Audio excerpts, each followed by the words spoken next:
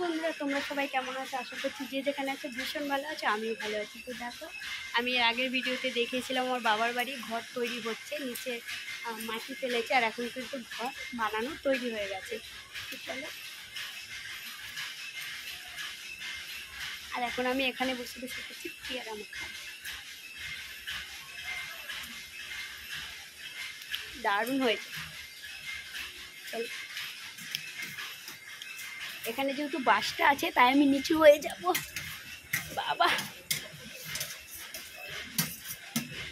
আর এখানে যেহেতু জায়গাটা কিন্তু স্লিপ নামার জায়গাটা, তো সেই কারণে আমি খুব সাবধানে নেমে পড়ছি।